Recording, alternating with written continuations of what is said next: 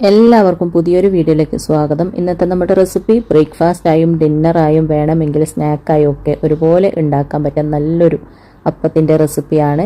കുട്ടികൾക്കൊക്കെ ലഞ്ച് ബോക്സിൽ പെട്ടെന്ന് തന്നെ ഉണ്ടാക്കി കൊടുക്കാനും കൂടെ പറ്റിയ നല്ലൊരു റെസിപ്പിയാണ്. കറി പോലും ഇല്ലാതെ വളരെ പെട്ടെന്ന് ഉണ്ടാക്കി കഴിക്കാം. ചോറ് അരച്ചെടുത്തിട്ടാണ് നമ്മൾ ഈ ഒരു മാവ് കുഴച്ചെടുക്കുന്നത്. അതുകൊണ്ട് തന്നെ ഇത് നല്ല സോഫ്റ്റാണ്. നമുക്ക് വേഗം തന്നെ നോക്കാം എങ്ങനെയാണ് ഇത് ഉണ്ടാക്കുന്നതെന്ന്. അതിന് മുമ്പായിട്ട് ആരെങ്കിലും സബ്സ്ക്രൈബ് ചെയ്യാത്ത വീഡിയോ കാണുന്നുണ്ടെങ്കിൽ അതുപോലെ എൻ്റെ വീഡിയോ ഇഷ്ടപ്പെടുകയാണെങ്കിൽ മറക്കാതെ ഒന്ന് സബ്സ്ക്രൈബ് ചെയ്ത് സപ്പോർട്ട് ചെയ്യണേ. പിന്നെ ലൈക്ക് ചെയ്യാനും ഷെയർ ചെയ്യാനും മറക്കരുത്. അപ്പോൾ നമുക്ക് വേഗം തന്നെ എങ്ങനെയാണ് ഇത് റെഡിയാക്കി എടുക്കുന്നതെന്ന് നോക്കാം. ആദ്യം തന്നെ ഈ ഒരു മാവ് കുഴച്ചെടുക്കാനുള്ള ചോറ് മിക്സീൻ്റെ ജാറിലിട്ടിട്ടൊന്ന് അരച്ചെടുക്കാം. അതിന് വേണ്ടിയിട്ട് ഞാനിതാ ഇതുപോലെ ഒരു മിക്സീൻ്റെ ജാറിലേക്ക് 1.5 കപ്പ് ചോറാണ് ഇട്ട് കൊടുക്കുന്നത്. 250 ml കപ്പിന് അളന്നിട്ടാണ് എടുത്തത്. പിന്നെ ആവശ്യത്തിനുള്ള ഉപ്പ്, 1/4 കപ്പ് വെള്ളവും കൂടെ ചേർത്തിട്ട് ഇത് നല്ല ഫൈനായിട്ടൊന്ന് അരച്ചെടുത്തിട്ട് വരാം. പിന്നെ ചോറ് ചേർത്തിട്ട് തന്നെ ഈ ഒരു മാവ് കുഴച്ചെടുക്കണം എന്നൊന്നുമില്ല. സാധാ വെള്ളം ചേർത്തിട്ടും കുഴച്ചെടുക്കാം. പിന്നെ ചോറ് ചേർത്തിട്ട് കുഴച്ചെടുത്ത് കഴിഞ്ഞാൽ ഈ ഒരു മാവ് നല്ല സോഫ്റ്റ് ആയിരിക്കും. കുഴക്കാനും പരത്താനും എല്ലാം നല്ല എളുപ്പമാണ്. അങ്ങനെ ഇതാ ഫൈനായിട്ടൊന്ന് അരച്ചെടുത്തിട്ടുണ്ട്. ഒരു ബൗളിലേക്ക് ഒഴിച്ചു കൊടുത്തിട്ടുണ്ട്. ഇനി ഇതിലേക്ക് 1.5 കപ്പ് ആട്ടപ്പൊടിയും 1 കപ്പ് മൈദപ്പൊടിയും ചേർത്ത് കൊടുക്കുന്നുണ്ട്. ആട്ടപ്പൊടി മാത്രം വേണമെങ്കിൽ അങ്ങനെയും ചേർത്തിട്ട് കുഴച്ചെടുക്കാം, അല്ലെങ്കിൽ മൈദപ്പൊടി മാത്രം വേണമെങ്കിൽ അങ്ങനെയും ചേർത്തിട്ട് കുഴച്ചെടുക്കാം. ഞാൻ രണ്ടും കൂടെ മിക്സ് ആയിട്ടാണ് എടുത്തിന്. ഇനി നമുക്കിത് നന്നായിട്ടൊന്ന് കുഴച്ചെടുക്കാം. ചോറ് ഇതുപോലെ അരച്ച് ചേർത്തത് കൊണ്ട് തന്നെ പെട്ടെന്ന് തന്നെ നമുക്ക് കുഴച്ചെടുക്കാനായിട്ട് പറ്റും. നല്ല സോഫ്റ്റ് ആയിരിക്കും ഈ ഒരു മാവ്. അപ്പോൾ ഞാൻ വേറെ വെള്ളമോ ഒന്നും ചേർത്ത് കൊടുക്കുന്നില്ല. ആ ഒരു ചോറിൻ്റെ ആ ഒരു മിക്സ് വെച്ചിട്ട് തന്നെയാണ് ഈ ഒരു മാവ് കുഴച്ചെടുക്കുന്നത്. അഥവാ കട്ടിയായിട്ട് തോന്നുന്നുണ്ടെങ്കിൽ കുറച്ച് വെള്ളം നിങ്ങൾക്ക് ചേർത്ത് കൊടുക്കാം. അതുപോലെ ലൂസായിട്ടാണ് ഉള്ളതെങ്കിൽ കുറച്ച് പൊടി, മൈദപ്പൊടിയോ അല്ലെങ്കിൽ ആട്ടപ്പൊടിയോ ഏതായി നിങ്ങൾക്ക് ഇഷ്ടം ആ ഒരു പൊടി ഇട്ടിട്ട് നന്നായിട്ട് കുഴച്ച്, നമ്മൾ ചപ്പാത്തിക്കൊക്കെ മാവ് കുഴച്ചെടുക്കുന്നില്ല ആ ഒരു രീതിയിൽ ഇതുപോലെ നന്നായിട്ട് കുഴച്ചതിന് ശേഷം അല്പം ഓയിൽ ഒഴിച്ചിട്ട് എല്ലാ ഭാഗത്തും നന്നായിട്ടൊന്ന് സ്പ്രെഡ് ആക്കിയതിന് ശേഷം നമുക്കിതൊരു 10 മിനിറ്റോളം അടിച്ച് റെസ്റ്റ് ചെയ്യാനായിട്ട് മാറ്റി വെക്കാം. ഇനി ഞാനിതാ ഒരു ബൗളിൽ 4 മുട്ട പൊട്ടിച്ചൊഴിച്ചിട്ടുണ്ട്. അതിലേക്ക് ഒരു മീഡിയം സൈസിലുള്ള സവാള ചെറുതായിട്ട് കട്ട് ചെയ്തത് ഇട്ട് കൊടുത്തിട്ടുണ്ട്. അതുപോലെ തന്നെ കുറച്ച് മല്ലിയില, പച്ചമുളകും കൂടെ ചെറുതായിട്ട് കട്ട് ചെയ്തിട്ട് ഇട്ട് കൊടുക്കുന്നുണ്ട്. പിന്നെ 1 ടീസ്പൂൺ ചില്ലി ഫ്ലേക്സ്, ആവശ്യത്തിനുള്ള ഉപ്പ്, ഈ ഒരു മുട്ടയ്ക്ക് വേണ്ടിയിട്ടുള്ള ഉപ്പ് മാത്രം ചേർത്ത് കൊടുത്താൽ മതി. അതും കൂടെ ചേർത്തിട്ട് നന്നായിട്ടൊന്ന് മിക്സാക്കി കൊടുക്കുക. പിന്നെ ഞാൻ ഇതിലേക്ക് 1 ടീസ്പൂൺ ഇഞ്ചി, വെളുത്തുള്ളി, പച്ചമുളക് 3ഉം കൂടെ ചതച്ചെടുത്തതാണ്, അതും കൂടെ ഇതിലേക്ക് ചേർത്ത് കൊടുക്കുന്നുണ്ട്. എന്നിട്ട് നന്നായിട്ട് മിക്സാക്കി കൊടുക്കുക. അങ്ങനെ ഇതാ ഈ ഒരു മിക്സ് ഇവിടെ റെഡി ആയിട്ടുണ്ട്. ഇനി ഇതൊന്ന് മാറ്റി വെക്കാം. അപ്പോഴത്തേക്ക് ഇതാ നമ്മുടെ കുഴച്ച് വെച്ച മാവ് നന്നായിട്ട് നല്ല സോഫ്റ്റായി വന്നിട്ടുണ്ട്. ഇനി ചെറുതായിട്ടൊന്ന് കുഴച്ചതിന് ശേഷം കൗണ്ടർ ടോപ്പുമ്മലേക്ക് അല്പം മൈദ തൂക്കിയിട്ട് ചെറുതായിട്ട് വീണ്ടും ഒന്ന് കുഴച്ച് കൊടുക്കുക. എന്നിട്ട് നമുക്ക് ഇതിനെ ചെറിയ ചെറിയ ഉരുളകളാക്കിയിട്ടൊന്ന് ഉരുട്ടിയെടുക്കണം. അപ്പോൾ ഒന്നിക്കിലിതാ ഇതുപോലെ കുറച്ച് മാവ് എടുത്തിട്ട് ഉരുളകളാക്കി എടുക്കുക, അല്ലെങ്കിൽ കട്ട് ചെയ്തിട്ട് ചെറിയ ചെറിയ ഉരുളകളാക്കി എടുത്താൽ മതി. നമ്മൾ ചപ്പാത്തിക്കെല്ലാം മാവ് എടുത്തിട്ട് ഉരുട്ടിയെടുക്കുന്നില്ലേ, ആ ഒരു രീതിയിൽ തന്നെയാണ് ഉരുളകളാക്കി എടുക്കേണ്ടത്. അപ്പോൾ ഇതാ ഒരെണ്ണം ഇവിടെ റെഡിയാക്കി എടുത്തിട്ടുണ്ട്. ബാക്കിയുള്ളത് നമുക്ക് ഇതുപോലെ തന്നെ ചെയ്തെടുക്കാം. ബാക്കിയുള്ളത് ഞാനിതാ ഇതുപോലെ കട്ട് ചെയ്തിട്ട് ഉരുളകളാക്കി എടുക്കുകയാണ് ചെയ്യുന്നത്. അപ്പോൾ ഏതാണോ നിങ്ങൾക്ക് എളുപ്പം ആ ഒരു രീതിയിൽ ചെയ്തെടുത്താൽ മതി. അപ്പോൾ എല്ലാം ഇതുപോലെ ബോൾസാക്കി എടുത്തിട്ടുണ്ട്. ഇനി അതിൻ്റെ മുകളിൽ കുറച്ച് പൊടിയൊന്ന് തൂകിയതിന് ശേഷം ഞാനൊരു ബൗളിലേക്ക് മാറ്റുന്നുണ്ട്. എന്നിട്ട് ഒരെണ്ണം എടുത്തിട്ട് റൗണ്ടായിട്ട് പരത്തിയെടുക്കുന്നുണ്ട്. അപ്പോൾ കനം കുറച്ചിട്ട് റൗണ്ടായിട്ട് പരത്തിയെടുക്കുക. നമ്മൾ ചപ്പാത്തിക്കൊക്കെ പരത്തുന്നത് പോലെ ഈ ഒരു രീതിയിൽ പരത്തിയെടുത്താൽ മതി.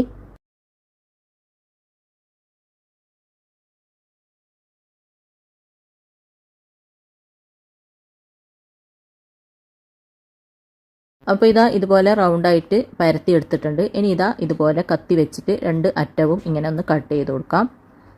ഈ ഒരു രീതിയിൽ കട്ട് ചെയ്തതിന് ശേഷം ഈ ഒരു ഭാഗത്തും ഇതുപോലെ തന്നെ കട്ട് ചെയ്തെടുക്കുക.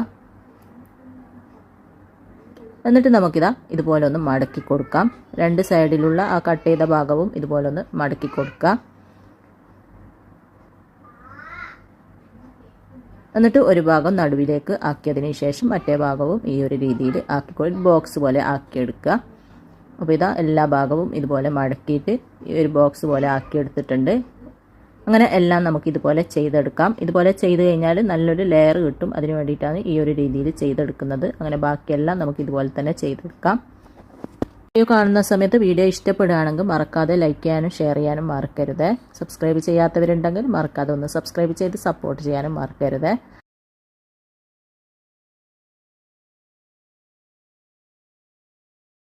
അങ്ങനെ ഇതാ എല്ലാം ഞാൻ ഇതുപോലെ പരത്തി കട്ട് ചെയ്ത് മടക്കി എടുത്തിട്ടുണ്ട്. ഇനി നമുക്ക് ഇതിൽ നിന്ന് ഓരോന്നും എടുത്തിട്ട് പരത്തിയെടുക്കണം. അപ്പം വീണ്ടും കൗണ്ടർ ടോപ്പുമ്മിലേക്ക് അല്പം മൈദ തൂക്കി കൊടുക്കുക.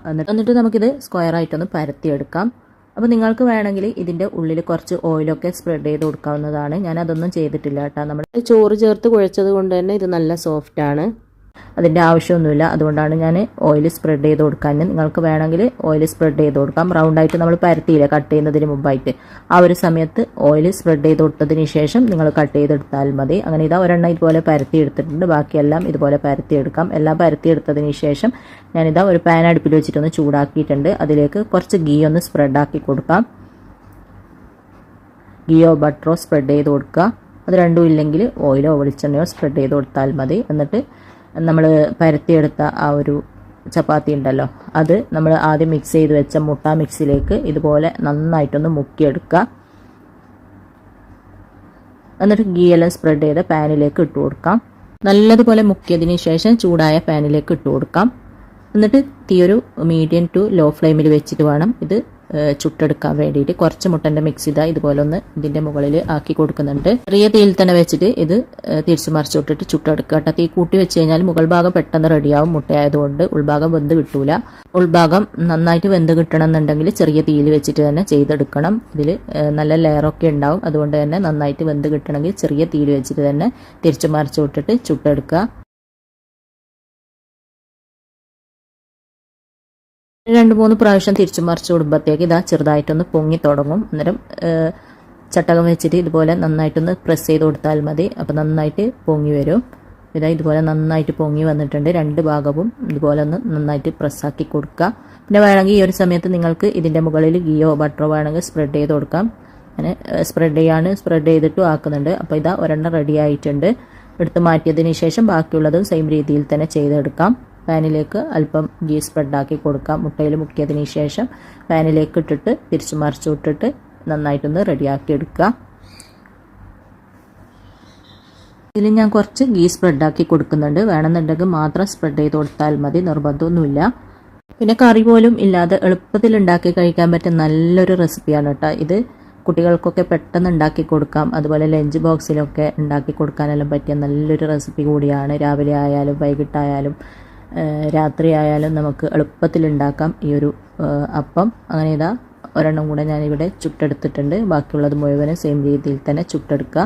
അങ്ങനെ മുഴുവനും ചുട്ടതിന് ശേഷം ഞാനിതാ ഇതുപോലെ സെർവിങ് പ്ലേറ്റിലേക്ക് മാറ്റിയിട്ടുണ്ട്. കറി കൂട്ടിയിട്ടും കറി ഇല്ലാതെയും ഒക്കെ കഴിക്കാൻ പറ്റിയ നല്ലൊരു റെസിപ്പിയാണ്. അപ്പോൾ എല്ലാവരും ഉണ്ടാക്കി നോക്കുക. എന്നിട്ട് ഇഷ്ടമായ അഭിപ്രായം പറയാൻ, ലൈക്ക് ചെയ്യാനും ഷെയർ ചെയ്യാനൊന്നും മറക്കരുത്. എപ്പോഴും പറയുന്നത് പോലെ സബ്സ്ക്രൈബ് ചെയ്യാതെ കാണുന്നവരുണ്ടെങ്കിൽ മറക്കാതെ ഒന്ന് സബ്സ്ക്രൈബ് ചെയ്യുക. അപ്പോൾ ഇൻഷാ അല്ലാഹ് അടുത്ത പുതിയ വീഡിയോ ആയിട്ട് നമുക്ക് വീണ്ടും കാണാം.